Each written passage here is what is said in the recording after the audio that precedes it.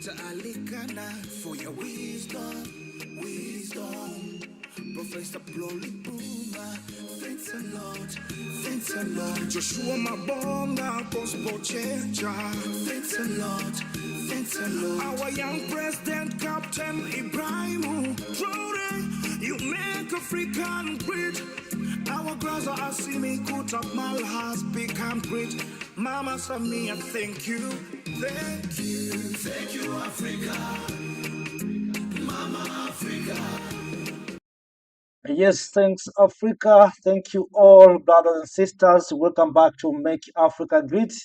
We are here to share our thoughts, ideas, and solutions on how we can make Africa great and change narratives and make sure that Africa is going to be liberated economically. Our families, friends, fellow Africans in this live streaming, we are going to hear from Pan-Africanist Joshua Maponga and also Professor Piero Lumumba. But there's something that the president of Burkina Faso, Captain Ibrahim Traoré, said when he met with African legends. President Traoré said this, that Africa, we are still in 18th or 18th centuries. So it looks like we are in 2025, but if you look very keenly that we are still backward. So we need to pull up our socks in order to catch up 2025.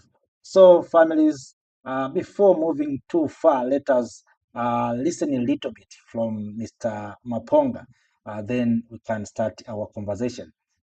That such a small group of united Europeans can take a ruler and cut your continent to pieces. Here we are 63 years later, talking about the Africa Union and Kwame Nkrumah's vision, Kambarage's vision, Kenneth Kaunda's have come and gone, Banda's have come and gone, Mugabe's have come and gone. And what makes it so sad is that during the liberation struggle, Tanzania becomes a home base for all of them. The ANC, SWAPO, ZANU-PF, Frelimo, they were in the same camp. They all were agreeing as comrades, let's go back and liberate our countries. But immediately all of them go back to their countries. They've become enemies of each other. So are we only friends at war and we're enemies at peace? And if we can fail, therefore, as African governments in this deja vu of what we lost, over and above the culture that Chinua Achebe can echo, now we are talking about the loss of even the unity. That became the fuel of our own independence. Yes, that is Joshua Maponga. Let us go to the main issue here, the statement made by the president of Burkina Faso, Captain Ibrahim Traoré. On August 5th this year, in the heart of Burkina Faso, the crowd roared with excitement. The green pitch was alive as African football legends stood shoulder to shoulder with the presidential team. But beyond the laugh, the cheers, and the goals, history was being written. Because that day, Captain Ibrahim Traoré, the young president of Burkina Faso, did not just play football. He delivered a message that not only to Burkina Faso, not only to Africa, but to the entire world, especially to the world of Black people. He said, we are so behind. We must not believe in 2025. This is the 18th and got to catch up in 2025. And it is possible. Simple words, but within them lies the weight of centuries. Let us ask why Captain Ibrahim Traoré believes that we are still in 18th centuries. What did Captain Ibrahim Traoré mean? The 18th centuries were a time when Africa's destiny was stolen. The century of slavery, colonization, and exploitation. The wealth of the continent was shoved away. Nations were chained not by lack of brilliance, but by foreign domination. To say that we are still in 18th centuries, we are still fighting the same battle, poverty where there should be prosperity, dependence where there should be self-reliance, division where there should be unity. The wake-up call, what does it mean? But Traore's message was not about despair. It was about wake-up call. He reminded the youth, the farmers, the workers, the leaders, we cannot live in illusion. 2025 is just a number on the calendar. What matters is progress. What matters is catching up with the time stolen from us. So we were under colonial. So our time was taken by colonizers. So the time that was supposed to develop this continent was taken by colonizers by developing their nations. Some of our ancestors were taken to Caribbean, to Europe, to Arab countries. So the time that was supposed our ancestors, our African people to build their nations, the time was taken to build Europe, America, and other civilizations. And that's why President Traore is insisting that we are still in 18th century. Traore has using a football match to bring Africans, footballers, to unite the continent of Africa. 11 player, one team, different position, one goal. But just like Africa, 54 countries, one continent, different languages, different culture, but one destiny. That day, a legend of the game passed the ball as the crowd sang songs of pride. Traore connected sports to struggle. And that's what Captain Ibrahim Traoré is doing. He's trying to use games and sports to bring Africans together, to unite the people of Africa. So, brothers and sisters, let us listen. This powerful conversation made by the two Pan-Africanists, Joshua Maponga and Professor P.L.O. Lumumba. I was listening. I was shocked by this powerful conversation. Let us share to you also. Welcome. Karibu. Karibu, asante sana. I was in Zambia for the past few days. Thank you. For the festivities of the indigenous people there, the Luvinda Ndongo, the Luvinda in the Zambezi, and celebrations were high. Quite an interesting space to see the amalgamation of African cultures and people finding each other. And of most exciting experience for me was the Ngoni, dancing the Ngoni, related of course to the Nguni in the south. And while they were doing their Ngoni dance, 10, 15 minutes, the last song was a killer. Then they were singing their Ngoni choreography, but they started singing the Lunda dance, that dance for the ladies and stuff like that. And you appear to have the moves. And while they were dancing, yeah, then the Lunda girls came in, the Lozis came in, and the Ngoni. It was such a beautiful, seamless transition where one culture is expressing itself in another language, yet in another dance. And in another and is seeking that to me is Africa. That Africa is in many ways the most diverse, the most heterogeneous continent on earth, and yet it is the one that has things that connect her, and that legitimizes her claim to be the cradle of mankind. And that is why when one has a conversation of this kind, one asks, but when did the rain start beating us? And how can we then reverse the situation? And it's Nigeria's Chinua Achebe who said, until the day that you know when the rain started beating you, you cannot know when you started drying. And that then leads us to the next question. No, before we go to the next question, that for me is an intelligent observation, because the formation and rhythm combination of language, drum, dance, people, culture, and fashion becomes the blueprint through which local politics, international politics, if we miss that heterogeneous fruit salad, independence of each, interdependence of all. In our individuality, we don't war each other. We come together. I mean, we can get into Europe. We can get into the Caribbean. We can get into Africa. We can get into the oceanic space until we begin to find the common heartbeat of the drum within the diversity of our languages and fashion. We may think that we're enemies of each other, yet the symbiosis that we find in the drum should be that which directs the politics of the world. I mean, looking at Russia and Ukraine, you're looking at America and the Southern America, you're looking at Africa as a whole. I think we're missing that heartbeat of unity and places of common convergence. And do you remember I talked about the next question?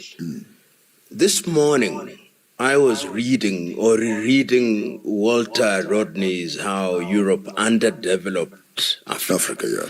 And Walter was writing all the way from Guyana.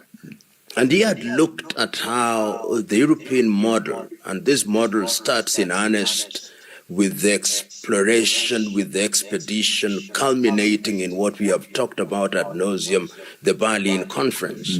And it is at Berlin that Africa is actually, not in so many words, designated as a hunting ground. You take your bit, you Germans have your bit, you Italians your bit, you Belgians have your, you English have your bit, you Italians have your bit, you Germans have your bit, you French have your bit. And from that day, Africa has never been the same again. The beauty that you've described, the symbiosis that you've described, almost disappears. And the grand agenda, as it were, is by the British. They come up with divide and conquer. And our literature in the 1950s, when Chinua writes at age 22, writes his Things Fall Apart, he says the white man was clever. He brought a knife and cut the things that held us together so that we forgot our gods, we forgot our culture, we forgot our everything. And one sees almost something that may be described as deja vu. Many years after that, that Africa is still a victim of the original sin that was planted in Berlin in 1884 and 1885. While you're emphasizing on that, I've asked a question which has not been answered to date. That how can 10 to 15 white men sit on a table and make an agreement which 54 presidents and leaders cannot undo? What is it that such a small group of united Europeans can take a ruler and cut your continent to pieces? Here we are 63 years later, talking about the Africa Union and Kwame Nkrumah's vision, Kambarage's vision, Kenneth Kaunda's have come and gone, Banda's have come and gone, Mugabe's have come and gone. And what makes it so sad is that during the liberation struggle, Tanzania becomes a home base for all of them. Let me stop a little bit. You know, Mapong has asked one of critical question that how is it possible that 15 heads of states of European nations came together, united in Berlin, divided the continent of Africa. These European nations take share from African continent, and yet today we are more than 1.4 billion people with more than 50 heads of state in the continent of Africa. And yet we cannot undo what the 15 heads of states of European nations did. What these Europeans did to our minds so that we cannot undo the Berlin Conference. You know, that's the question that I've been asking many times, that what we fear to abolish these borders, to collapse these colonial borders. And yet we come here, we speak about unity, the thing that we have to be done in 1980s or 1990. But why till today we are still struggling with the issue of unity? What the European did to make sure that we Africans, we cannot change. So let us continue with this ANC, conversation. SWAPO, ZANU-PF, Frelimo, all of them, they were in the same camp. They all were agreeing as comrades, let's go back and liberate our countries. But immediately all of them go back to their countries. They've become enemies of each other. So are we only friends at war and we're enemies at peace? And if we can fail, therefore, as African governments in this deja vu of what we lost, over and above the culture that Chinua Achebe can echo, now we're talking about the loss of even the unity that became the fuel of our own independence. I mean, I can't imagine ZANU-PF, for example, and the ANC looking at the amount of animosity between Zimbabwe and South Africa, particularly in the health sector, and this whole thing of Dudula pulling each other out of hospital lines and pulling out drips from women that are in hospital because they don't have citizenships and all this, without necessarily pontificating or making it a good practice of jumping borders without clearances. But here you have the two political parties who are not opposition parties but ruling parties who can meet anywhere else for a conference, except we have never heard of a public meeting where ANC and ZANU-PF can come together. ANC and Frelimo and ZANU-PF and SWAPO can have a conference of, can we revisit, Morogoro? But King, let's trace it. In 1963, in Addis Ababa, the question of undoing Berlin was a live issue. And if you look at the early debates, there are those who said, let us undo the boundaries. And then it was examined, and they argued that if we started undoing the boundaries, there would be great conflict because the neocolonizer is still with us. The same was revisited in Cairo in 1964. Hosted by Gamal Abdel Nasser. And the key voices at that time were Nyerere and Nkrumah. Nkrumah believed that these boundaries were temporary because Africa was going to unite anyway. So his argument was, well, these are only going to be boundaries for purposes of administration, and the doctrine of inviolability of inherited boundaries was then drilled down. Little did he know that these were the things that were going to be gridlock and paddocks that would hold us together. So in 1965, when he convenes a meeting in Accra, he himself takes the view, and Nyerere speaks about it on 6th of March 1997. He says that they thought that they would come out of that meeting saying there is a United States of Africa. But the neocolonizer was thinking differently, and a year later Nkrumah is overthrown. But Nkrumah said something that answers your question.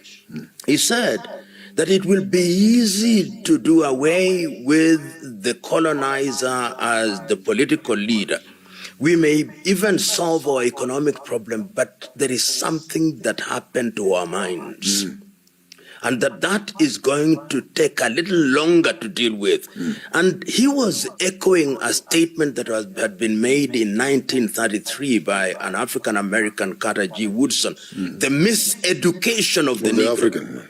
And Ngugi wa Thiong'o later writes about it in terms of decolonizing the mind. And I Brilliant book, by the way. Yes, indeed. And I think while you're on that, yes, it should be illegal for anyone who wants to start talking Pan-Africanism, for example, who has not gone through 2 or 3 of those books that you have mentioned.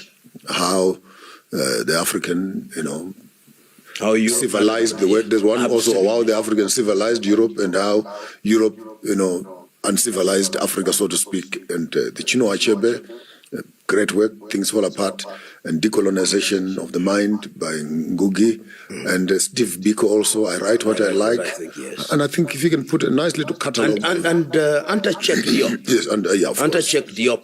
Really, those must be compulsory readings. And to remove, there is also, and there is no harm in that, but there is too much romanticization of Pan-Africanism without looking at the practical Pan-Africanism. Obligation, yeah. So I think what those books do is to drill down. There is another one that I would want to put on the list. This is Adekeye Adebayo, Africa After the Cold War, The Curse of Berlin. But for the lighter readers, of course, the economic hitman. Yes. Then you begin to have a peep through. But I wanted to compare very, very, very, in a dialogue, the dialogue between the Berlin Convention, its history. What I think was lacking even in those conferences was the African identity, Ubuntu, whatever you might want to call it, as a central place of meeting, so that in our fragmentation we don't lose each other's faces.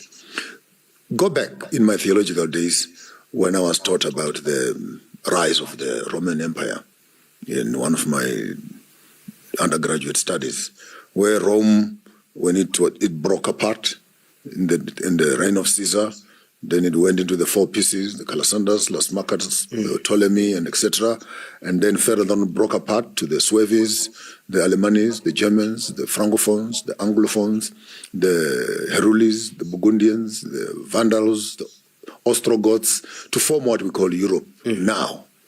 The difference between their division and African division is that Romanism remained at the center of their division, so to speak. It must sound like a contradiction of terms.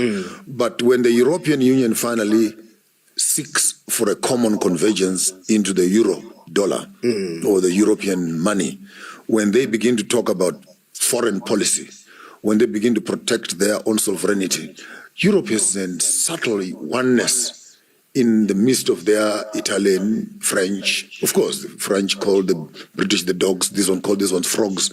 But when an African comes as an enemy, they quickly forget the dogs and the frogs, and they can unite over a problem. Come to Africa. The opposite seems to happen. We don't seem to think that what happened in the 52 states in America, what happened in the states in Europe, what happened in the villages and the tribes of Asia, the villages and tribes of China, could become a possibility. You walk through social media, you actually have propagators. Every time you put something positive about the unity of Africa, I bet you 2/3 of the comments are those that are telling you that it can't happen. It will not happen. Some have legitimate reasons why that can't happen, but I fail to find what makes you think that it cannot happen in Africa when we already have the American flag with all those, when you have the European flags with all those different political, linguistic, country sort of individuality, but they could find a common convergence of function so that they can become one voice. In conclusion, the American policy and the European policy, when it comes to Africa, it is an isolated dealing with each piece. It's not a holistic policy. So when you find the American policy on Guinea-Bissau and the American policy on Zimbabwe or the American policy on South Africa, I bet you think that you are reading 3, 4, 5 different pieces of paper, because the Djibouti one has their interest in terms of looking after this part of the territory. The Zimbabwean one could have a variation. So in them dealing with us as individuals, we have lost the homogeneous focus of dealing with American policy, particularly when it comes to African, because it is not one shoe fits all. And therefore we needed to look at the Berlin Conference and its impact post the propagators of it in the hands of the neocolonizers who now come into office to implement, manage, and drive the same process which was oppressing them, vis-a-vis the breakages of Europe, helping them to come up with their division and creating a mega economic structure through which they can continuously push the agenda. But I want us to move to a lot more contemporary, and I want to lay a basis for it. You see, the neocolonizer in his diabolical machinations was very clever. All of them. The British had created long ago something called the Commonwealth. Which is common poverty. which is headquartered in London. They even tell you that your ambassadors are no longer ambassadors, they are high commissioners. The French have also created their La Francophonie, headquartered in Paris. And they tell you, of course, you are Francophone, the others are Anglophone. The weak Portuguese, without as much gusto after the Carnation Revolution in 1974, are not saying as much, but there is something called the Organization of Portuguese-speaking countries. And you belong to it. And of course, the Belgians, in their own way, have also created something that makes the Congolese true north to be Brussels. So we all look to Lisbon, Portugal.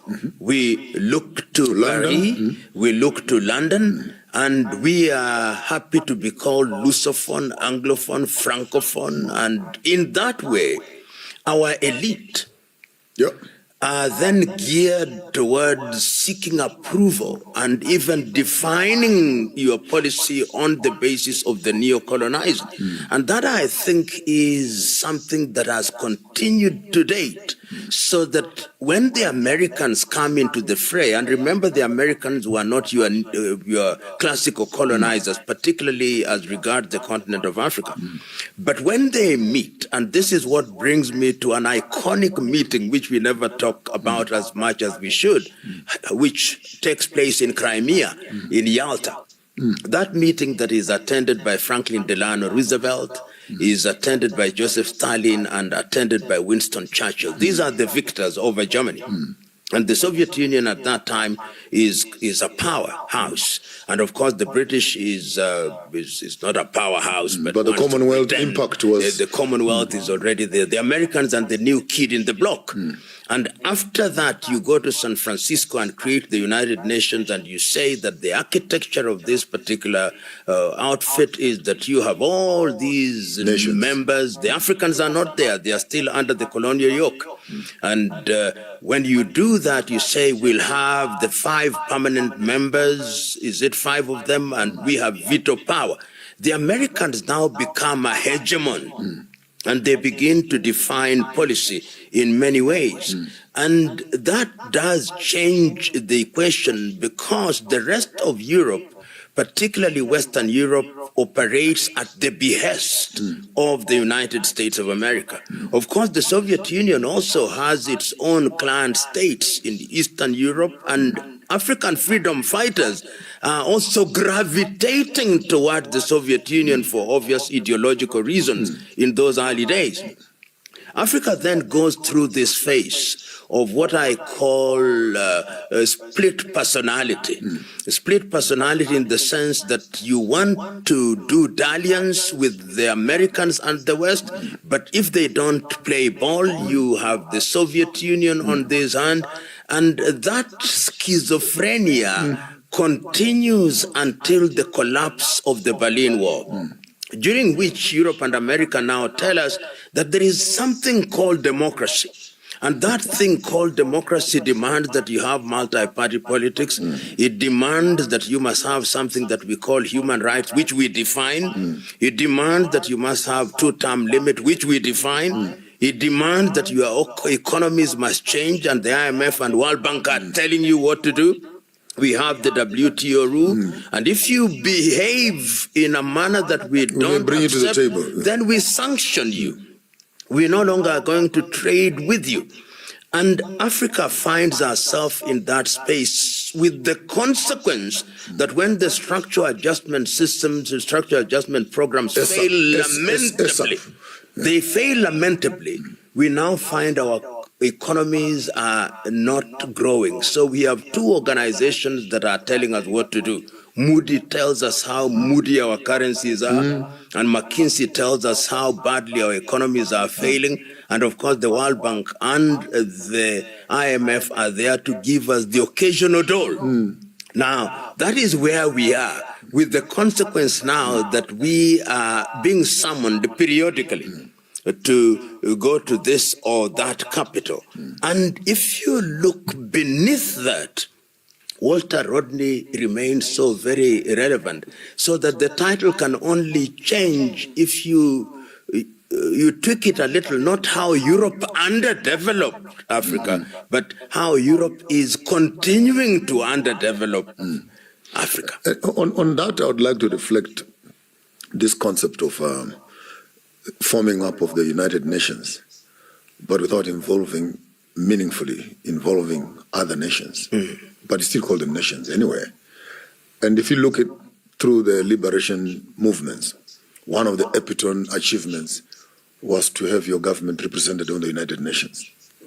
There was some aura around, we are now also aligning. And I think the African thought that by aligning themselves with the colonial system will become sympathetic towards their pain, only to end up walking into the trap where the WTO, IMF, World Bank will then give you loans, which have unreasonable interests in some certain cases. Even when they knew that you have no capacity to pay back those loans, they still give you the loans anyway, and then they junk your state, they junk your currency. But once that happens, then the export of your raw material escalates to figures that you can understand. So it's almost like you devalue a country in terms of their currency. Then you can take anything that you want from that country for almost next to nothing. Having looked at that ideology as it plays itself into the African political space, I doubt if our modern politician, a taxi driver, a teacher, or a wannabe businessman who makes their way into politics, either as a minister or as a president, really have the in-depth understanding of the machinery, the democratic or democracy machinery, the financial monster managing machinery, the cyber now in our generation, the surveillances, the invasions of Israeli military intelligence and CIAs into economies, the movement of prisoners, criminals into the space, the pharmaceutical knowledge, the vaccinations, the MNR, the COVID, the complexity of this political monster, which you want to sit in your office and say, I am the legitimate leader of this country. And I watch sometimes with disdain, anger, almost with revulsion. When our presidents walk into these countries where they are summoned, you arrive there on Wednesday evening, you are signing papers on Thursday morning. And I wonder if they've really applied their minds to the signing of these papers as to what does it entail. That we can be producing so much steel to date, yet we can't produce a car. We can produce so much lithium, yet we can't produce a battery. We are producing so much gold, yet our currency is worth nothing. You're producing so much diamonds, yet tomorrow inflation is on your table. What is it that we have signed? No, we signed actually that we have bilateral agreements. What are these bilateral agreements that you continuously give us raw material and we'll produce the final product and we'll send it back to you? Somebody once said that we are playing rugby under the rules of football. There you go. And we are making fouls every minute. And I think that is the tragedy. And that brings us to one of the things that you've mentioned now. We had the First World War, we had the Second World War, and there is something that I call a creeping Third World War. And that makes me segue into what is happening currently. Take us to Russia. Take us to Russia and American conversation. The collapse of the Soviet Union and the emergence of the Russian Federation as a counterweight, because in my view, the Russian Federation militarily is the counterweight to the United States of America. You can't joke with it because you don't know what is in the arsenal. So you can see that and contextualize this within a number of things. One, the Cuban crisis in the 1960s, when the Americans nearly went to war with the Soviet Union because we cannot have a military power outside 90 miles from is that your doorstep? Is that your doorstep? Yeah. Those were the words. Then when the Soviet Union collapses and there are meetings held in 1990 and they convince Mikhail Gorbachev at that time saying, not an inch to the east. They are saying so. Of course, they now argue it was not documented. Then we see in the recent past the creeping of NATO and its allies towards Russia.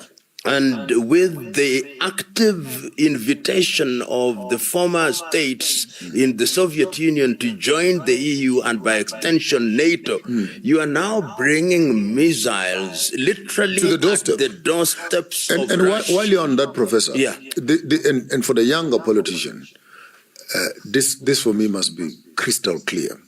What happens on the left must also happen on the right. As it should be. And when the war in Ukraine was cracking up, I saw flags, people saying, I am for Ukraine, I am for America. Of course, based on propaganda, that Ukraine is a sovereign state. They must also be allowed to rule themselves and govern, blah, blah, blah, blah, blah. And America was pushing that agenda that the whole world must stand with Ukraine to legitimize their war with Russia. Of course, not discounting that America has never allowed wars to be conducted on their land. The wars must be in Vietnam, they must be in Cuba, Afghanistan. They must be in Afghanistan, in Iraq. And the fear of having Russia in Cuba was that the war would then come to Miami and then it would be right in your house. But when America does the very same thing, word for word, that they want to move their missiles through NATO, and this allowing Ukraine to become a member of NATO in words, but in practical, it then creates a problem for Russia. But in the backdrop of that, still we want to set up our military camp in Ukraine so that we can manage St. Petersburg and Moscow from a close distance. When Russia resists this habit, the whole propaganda or world that is full of propaganda of the West, they want to shout at Russia that you can't be doing this. Give Ukraine their sovereignty. The day I will think America is serious, the day they lift up their sanctions on Cuba. Because you're still torturing Cuba to date on the basis of Russia. What makes you think that Russia does not have the same right to torture Ukraine on the basis of America? On that torture basis, there is a meeting that is taking place on the 15th of August, give us a few notes. 2025 in Anchorage, Alaska. And we know also in the cold world, and we also know there's another war who originally owned Alaska. And there's another war breeding. There's another war breeding over the occupation of Alaska. King. Yeah. I know that meeting is going to be attended by President Trump and President Putin. If I was allowed a little latitude, the missing person there is Deng Xiaoping. Yeah. For it to be complete and for it to be Yalta in Crimea in 1945. But you don't think that China will be a fly on the wall? You never know. but one I want to imagine. I'm not a Jewish prophet nor a prophet of any description. But I want to imagine what will happen on that day. And I think I'm now going into what I call the sea of speculation, a lot of sharks and piranhas. But I want to understand what, Vladimir Putin listens a lot more than he talks. But I want to imagine what Trump will be saying. See, he possibly will be saying, you remember I came on the basis of a president who is going to stop the war within 24 hours? I came on the basis that I'm a president who is going to collaborate with Russia. Even I'm on record as having said that President Putin and Russia is good to do business with. But you are not allowing me to have my day in glory by continuing the war. What do you think Vladimir Putin will say in answer? Putin being a chess player, yes, and being a martial art expert, Putin being an FBI, I think he's got a few badges on his collar. Yes, I cannot use the same for Trump. Yes, of course, give him his flowers. A shrewd businessman, an entertainer, a property mogul, an ex-presidential or president with an experience around the systems and militarization of America. Of course, having run one of the biggest countries in the world twice. Just a big CV also on his part. But when it comes to etiquette, intelligence, it's almost like Zelensky trying to fight with Putin. Yes. You have an entertainer who is in tight shorts and pants, who assumes a role that is political, thinking you can run intelligence. These things are not inherited. There's an intelligence that goes behind it. I pity the involvement of Trump and Putin in the same room. It's a mismatch. If a military general and an intelligence person who's going to be talking to a business person, Trump's agenda, this is my own assumption, it's a business, America great again, propaganda or ideology. And how is he going to do this? It's militarization, manufacturing and supporting the weapons, sales around the world, activating a few wars, and allowing his military equipment to be sold around the world in the backdrop. But hold your thought. It has already been floated in advance of the meeting that his camp, the Trump camp, is saying that there must be concessions, that territory could be swapped or conceded or ceded. And the Ukrainians via Zelensky have said, not 1 inch, we are not going into that kind of trade. And Trump is as unpredictable can be, but he also wants to succeed. Professor, count me on this one and read my lips. The day when Israel bombed Gaza, we all anticipated, as the war escalated into Iran, we crossed our fingers that Lord help us. If Israel, Gaza, Iran war, should Russia come into the space, we're looking at an explosion of the World War III. What makes you think that the negotiations this time around are not on Ukraine? Because if Russia stood off on Iran and gave America their floor to redistribute Gaza and redetermine the policies of nuclear manufacturing in the Iran space. Now, the bone of contention here, it's unfortunate. You're discussing Ukraine without Ukraine being there. Of course, Ukraine must now feel the pinch, or everyone else must feel the pinch, that when your agenda items are being discussed in your absence, how does it feel? As much as Africans, of course, every time they're discussing the economy of Africa, the African is not there. We just see the impact after that. So I think the real cherry on the cake will be what will Putin say to Trump in terms of leave Ukraine alone. I also gave you Gaza, I gave you Iran to yourself. Why can't you just give me a space? So the swapping of territories, I think you're quite right. And America must be deciding where else do they take this war to. But let's look at Europe. You know, Europe has been what it has been, but its fortunes are dwindling, even if they want to say otherwise. Whether they come as France, whether they come as Germany, whether they come as Great Britain, which is no longer so great, and whether they come as the Spaniards, their fortunes are dwindling. They are saying there is a big party in Alaska, in Anchorage, and we are not invited. That party. And the war that we are talking about is actually in what we call the continent of Europe. How do you imagine the spirits are in Brussels? The scramble for Africa was a sideliner. And I think Russia and America and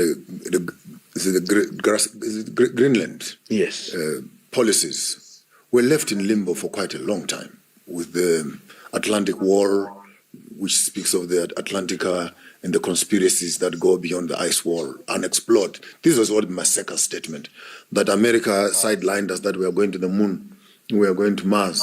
And while people are looking to disappear to Mars, you can't even cross an ice wall that is right here next to Russia. No one has gone across that line. Absolutely. But you are telling me you can go millions of miles away into the sky, which for me, even I still doubt if people ever went to the moon anyway. The moon landing thing, there is a debate there. Who was taking the picture?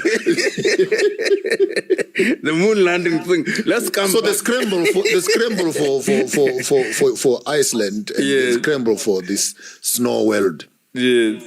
I heard there millions and tons of gold, uranium. It breaks the whole thing of poverty if we are supposed to count it in terms of gold. Because if there's so much gold and uranium and materials that are there, why are we fighting over crumbs in Africa? So, and in my own space, I think it's a glorious moment where slowly, without being immediate, that the opening up of these ice walls and the opening up of these icelands and the resources therein that are there, maybe Europe for once will start saying we can find our resources elsewhere. The only problem for Africa is where will we put our raw materials if we do not start converting them into factories, into machineries, into manufacturing the products that we want, so that we needed to create an African domestic market, which then consumes, because if Atlantic opens up with the opportunity that it has, this whole raw mineral story that we are gloating about, what if the European world will start finding its raw materials elsewhere? What are we going to say with all these minerals we have been gloating? Africa has raw materials. But King, I want to return you to Anchorage, Alaska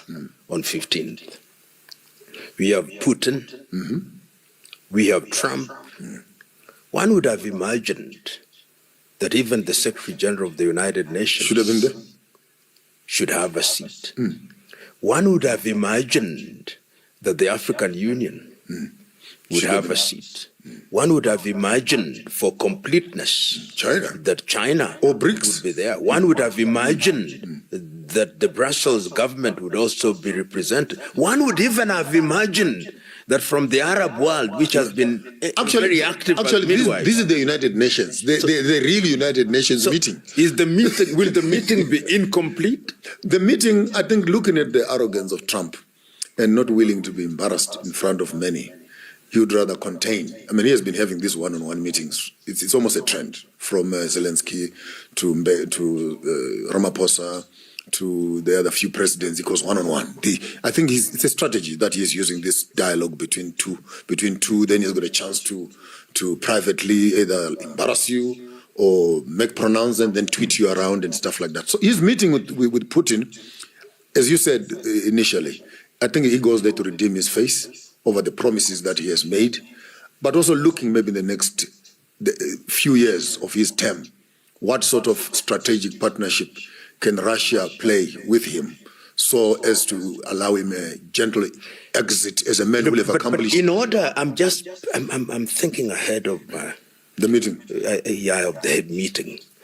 So I'm imagining they come up with a resolution, which is a Trump-Putin arrangement. A communique is issued. And I'm imagining to myself, in order for it to be bought by the rest of the world, for the rest of the world, do I see them now asking the UN to convene an urgent meeting to come up with a UN resolution, a binding UN resolution? Do you see that? What is happening? This is the proper lobbying of the United Nations, knowing fully well that America has withdrawn support of the WHO and some of their funding for the United Nations, that if ever you have an agenda in the United Nations, fund it yourself. If you have an agenda for World Health Organization, fund it yourself. So if the meeting between Putin and Trump has the conclusions that they desire, most likely they will veto themselves into the United Nations. Though Putin is outside of the United Nations, so to speak, but on the Security Council, so two members of the Security Council already sit to decide the strategic placement of their weapons around the world and possibly avoid the conflict between the two of them. Because I think the conflict between Russia and America being fought in Ukraine, and it's unfair that Zelensky can become so stupid, sorry for my language, that you allow two big bulldogs to come and have a war on your doorsteps and vandalize your homestead to nothing. And at the end of the day, you end up not married to any one of them. But remember, this meeting is also coming so close to the 50-day deadline. You remember there was some kind of deadline that emanated from Trump. He said that within 50 days something will have happened. The Russian must have done this. Of course, he hasn't told us what he will do. But his favorite weapon is the weapon called tariffs. This is he was breathing fire. He was breathing fire 2 days ago, actually, when he was saying if Russia does not. And again, this is remember, I don't understand the maverick nature of Trump's administration. I mean, he threatens you, then calls you to a meeting, and then he insults you after that. I mean, he was saying there will be dire consequences. It's called gunboat diplomacy. Yeah, there will be dire consequences if Putin does not comply to what. Now, how do you threaten me? And knowing Putin the way I've studied or maybe understood him for the longest of time, and as a martial arts specialist, you would say the one who strikes first usually loses. But is it not possible, King, that when he has done that, there's a red-hot telephone which says, "Don't ever worry about what I said in public. It's for my constituencies." There's a possibility that happens. This is where intelligence plays into the hands of the foolish, and then they think that what they hear on public media is what is happening behind closed doors. I mean, I saw this, for example, in South Africa during the apartheid transition into the liberation, 1994 settlement of government, that Buthelezi, Nelson Mandela, and the ANC, they're all at war on media, and in the evening they're having coffee together. Malema is shouting at Jacob Zuma, but in the afternoon they're having tea together. And they're not permanent friends, they're not permanent enemies. They're just strategic conversations that happen politically. So I think that the politicians are quite cruel in that they have used media, and I'm glad for such spaces like Alpha House and many other podcasters around the world, where an alternative voice, an alternative conversation is allowed to begin to candidly review these kind of policies. But yes, you're right. Maybe Trump has already an agreement of this is how I run things to manage these people. This is how things are going to be. But there is something I want you to wrap your mind on, because we have heard this. Europe said at one time, about 2 weeks ago, that they are very uncomfortable with Africa's apparent neutrality. They would have loved Africa to come out and make a case that this is an unjust war. Do you think that is something that could be in the agenda at Anchorage in Alaska or in the European circles to say, why does Africa in her silence appear to be non-aligned but positively neutral in favor of Russia? We can candidly say it without mixing words or fear of contradiction, that Russia and China, historically, I speak from the Great Zimbabwe, the Munimutapa, the Phoenicians and the Chinese, we've been doing business with them as early as 9, 10, 11, 12, 13, 14 centuries. Their polystyrene and tools and spoons have been found in the ruins of Great Zimbabwe, that ancient.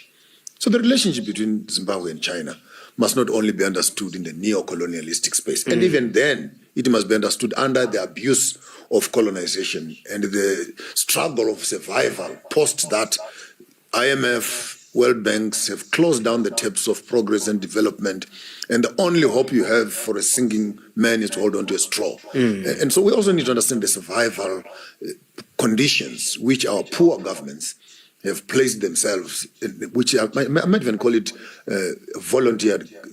They are volunteered to sit on a wheelchair.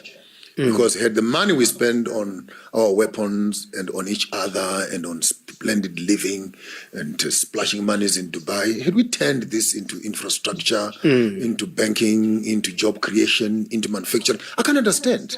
I can understand even the president of Zambia right now, Lungu, dying in South Africa with 360 million worth of cars only, parked outside his house, a palace in Swaziland, lots of this, and this is government money, because there's no president who makes money and becomes a millionaire through a government salary.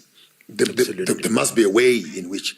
So when you look at China and Russia in particular, all our liberation heroes, those that were pro-socialism, Cuba, Russia, China, and North Korea became our training grounds. This is not a secret to anybody. And for us post-liberation, for the Europeans and the Americans to want to demand from us, based on their propaganda, that we should look at the people who helped us into liberation, away from colonization, and deem them as enemies, I think it's a mistake. It is the slave master asking you to hate the one who helped you to escape from slavery. I used a very, very, very uncomfortable illustration once when I said, how do you come to my house and you rape my daughter? And then you come the following morning with a strategy on how to help them to heal.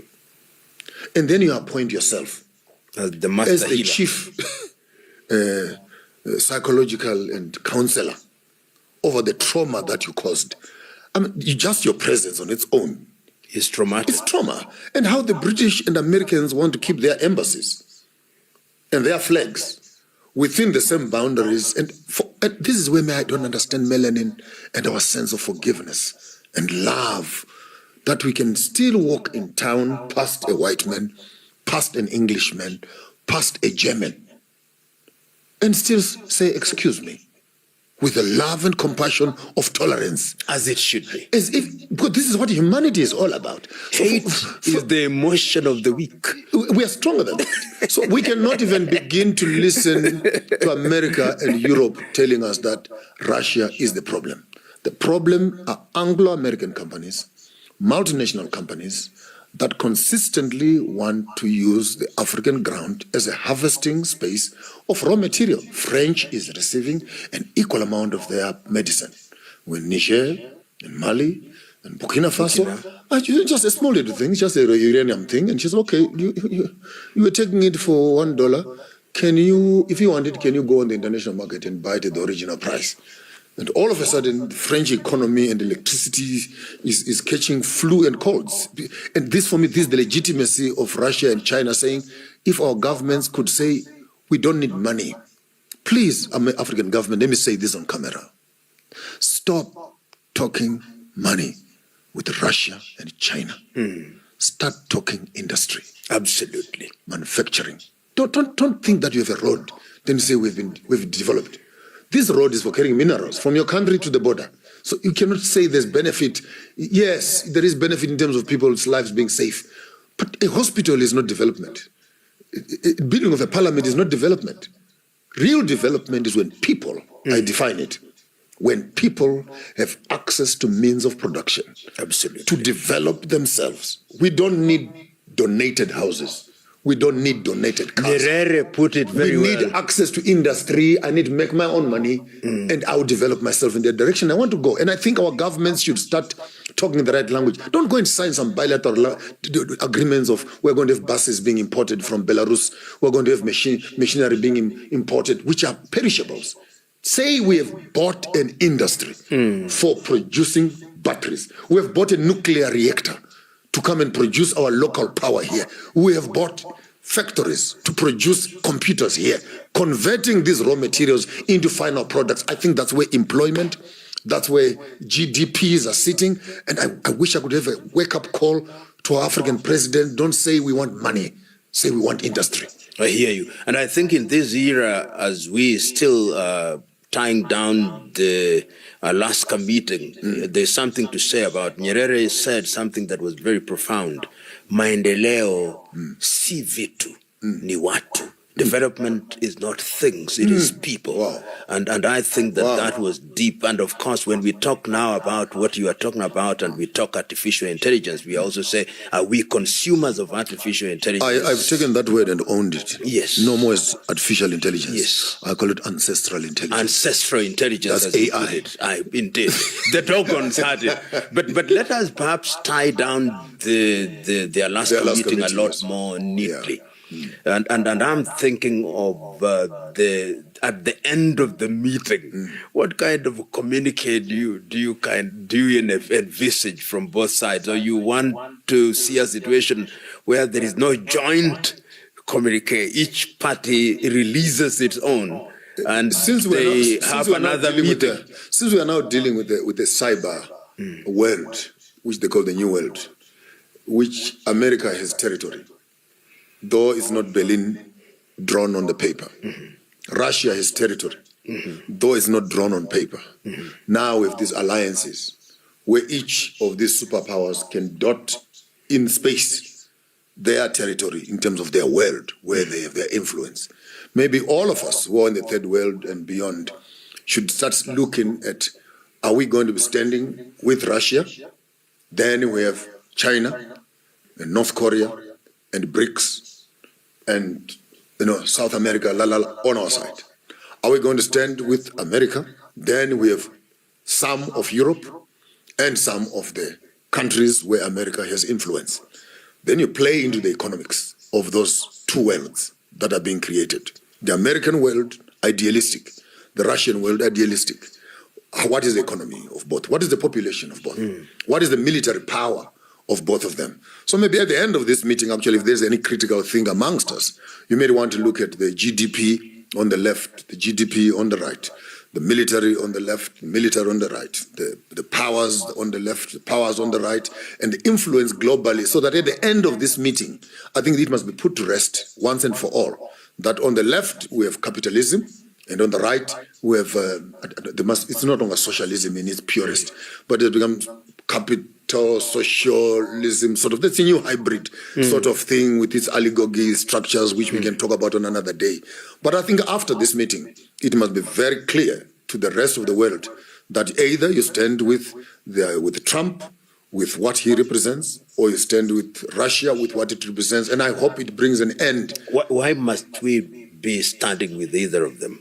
Why can't it be that we, particularly in the African continent, after listening to both sides of the story, are able to come up with what is called the African position? Now you are back on ground zero, where you can only laugh in your privacy. Yes. When a prostitute says, "I am a virgin." Yes, indeed. And you can now begin to see that politics is a prostitute of economics. He who has the money will determine. So this whole thing of let us find a middle ground places you exactly where they want you, into a brothel of mind, where Russia will come and prostitute, America will come and prostitute, but the quicker we choose our position, if we are going to become capitalists, let's do. If we're going to become socialists, but again, the hybridization constantly places your one of them as your sugar daddies. Absolutely. Who comes in handy as and when. One pays rent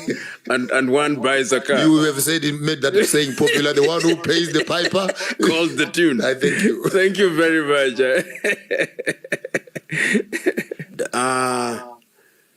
In a very interesting situation, it is not difficult situation.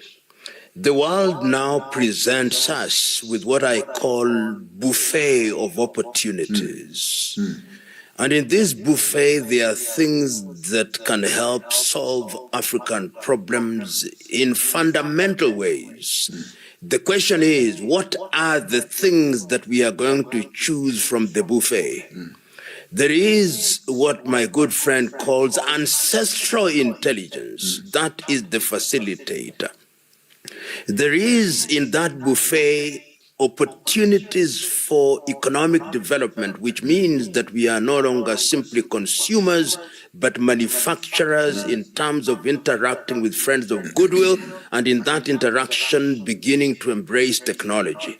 Then the third item in the buffet is governance. I think governance is going to be very critical without labeling them either this or that, but a governance system in which the people have some say and where the leaders recognize that they are trustees of the people and therefore their duty, not beneficiaries, and that they midwife processes so that people have opportunities to realize their potential.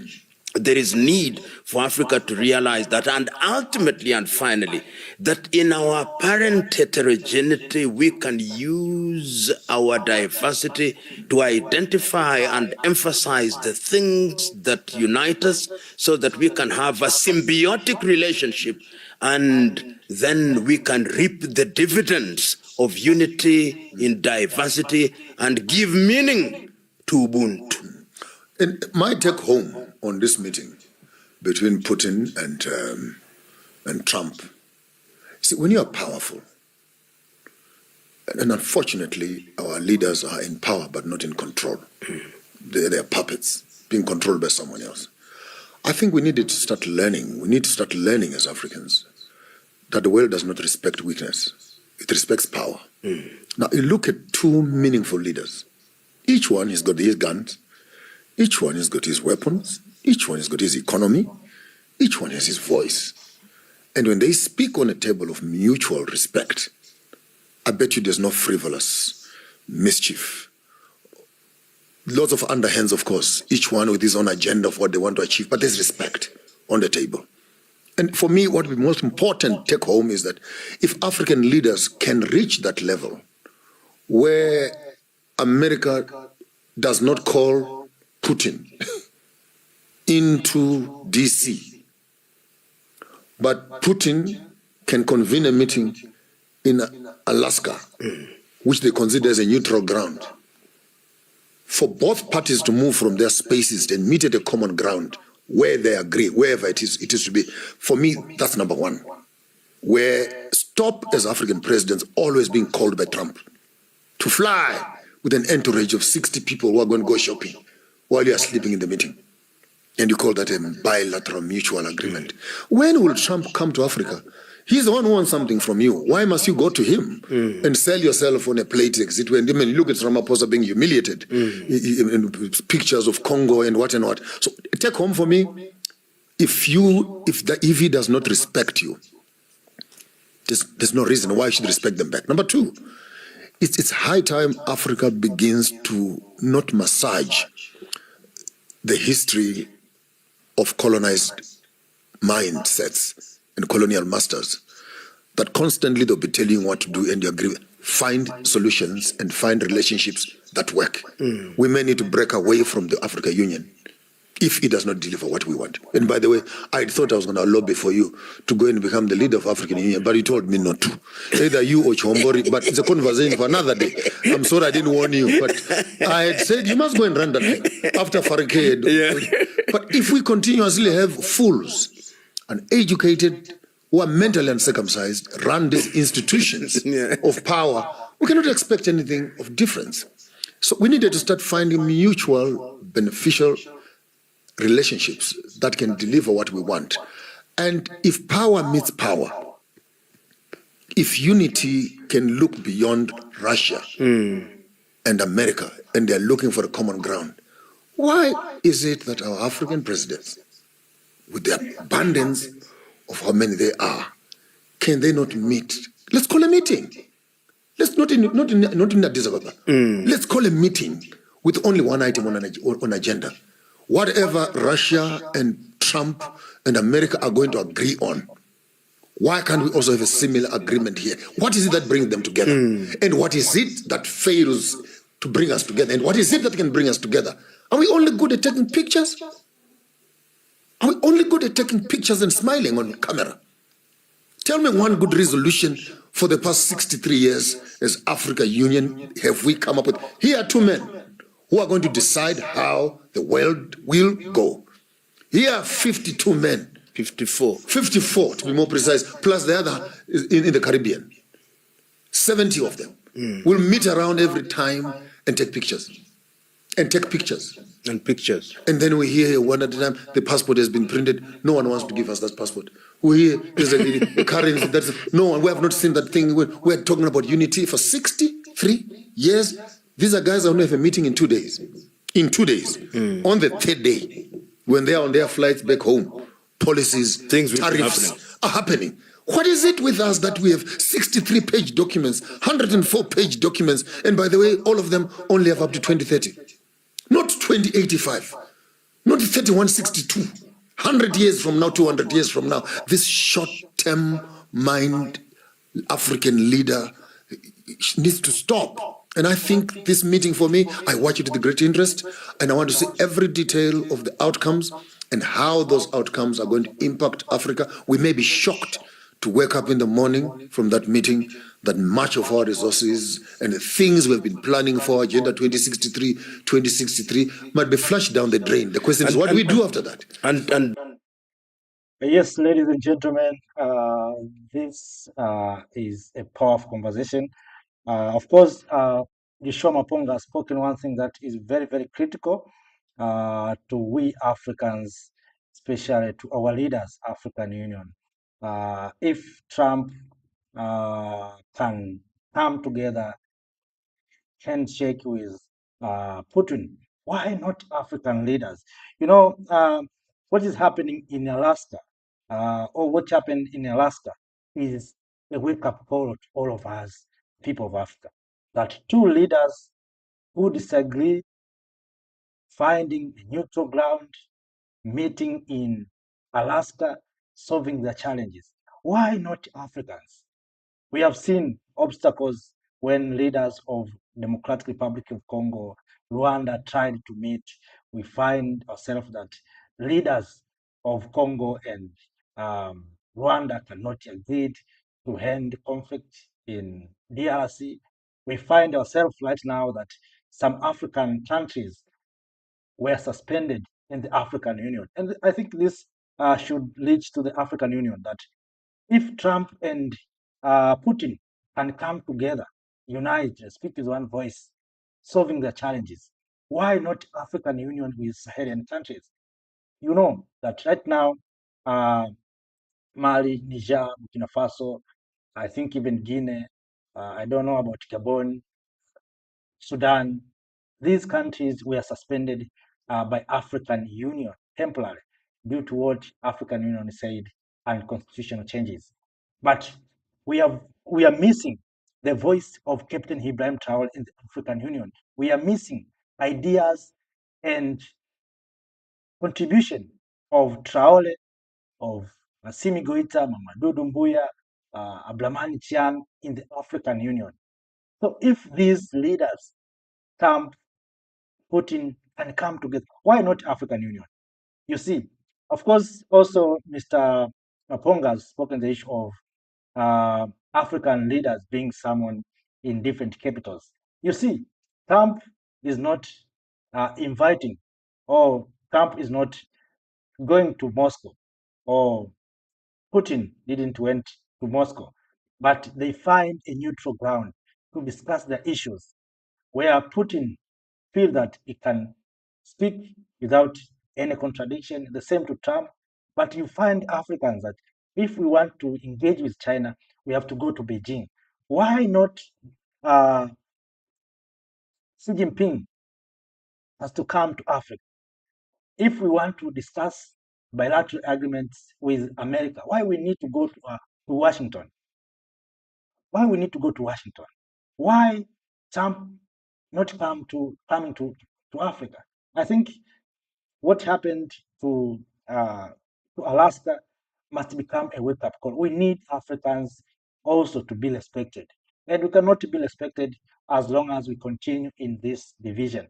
One thing that Africans we lack is unity, and Africans, we don't respect each other. We don't love each other. That's why it is very easy to find that leader like Traore being suspended, not attending the African Union, but we can invite other leaders. Of course, if you look the African Union summit, you find a lot of white faces, not from maybe Arab countries, no, from Europeans countries. We have observers who are observing what we are doing, but you find leader like Traore, because of suspension, because of definition of unconstitutional changes, out of African Union. Recently, we are going to have African Union and CARICOM summit, AU CARICOM summit that will be held in next month in Addis. Leader like Traore will not be there, but we need the views of leader like Traore. We need to hear the vision of Traore, but Traore, Abdramani Tian, Assimi Goïta will not be there. And yet we are claiming that we want to unite Africa. If Trump and Putin can keep their differences aside, why not Africa? I think this is a lesson to all of us, the people of Africa, that things is possible. I think we need to find a good relationship among ourselves as Africans. If we cannot do like that, we are going nowhere, and we continue to be manipulated, we continue to be told what to do. We have Agenda 2063. How can we achieve Agenda 2063 as long as we continue in division? So we need to find a space where we Africans, we can resolve our differences, we can unite purposely. I've been asking our leaders that if you see United Africa maybe is not good for you, let us unite for 10 years only. Let us pause a little bit, collapse these borders for 10 years only. Then we can see the importance of unity compared with the previous. But I'm sure if Africa, we want to move forward and we want to succeed, we want those Agenda 2063 to achieve or to be achieved, African Continental Free Trade Area to be achieved, we need to come together. We need to unite. Right now, we are talking about reparation. We are talking about permanent seat in the UN Security Council. No one will give us the permanent seat in the UN Security Council if we continue to be divided. And we know that if you become divided, you become weak. So the only solution for we to have that permanent seat, you have seen Russia and America, these two powerful countries came together, sit down, deciding the future of the world. If Africa we want to be invited on the table, we need to unite. We need to come together. Otherwise, we continue to lament. We'll say we are not included. Things are happening, but no one will consider us as long as we continue to be weak continent. So we Africans, to be strong and to be respected, we need to come together. So families, friends, all Africans, if you have something to share with us, please do so through the comment section. You may share with us your views, your opinions, what we can do as Africans to achieve what we think we need to achieve. After that, my dear lovely family, friends, fellow Africans, thank you all for being part of this streaming, for this revolution, being part of this movement. It's my hope that the next time we'll be together, and make sure that you share this to other Africans to understand the truth about our beautiful continent, Africa. So after that, my dear lovely family, let me say thank you. See you next time on other videos. Thank you.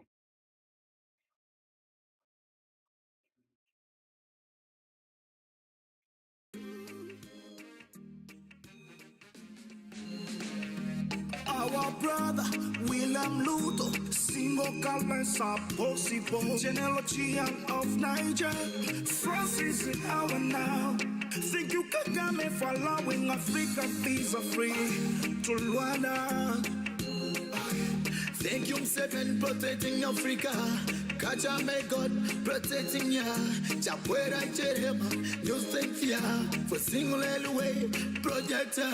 Thank you Africa. Thank you Africa. Africa si mama. Mama Africa. Mama Africa. 2023. Oh yeah. You make Africa. Africa si mama. Thank you Africa. Mama Africa. Mama Africa. Oh yeah. 2023.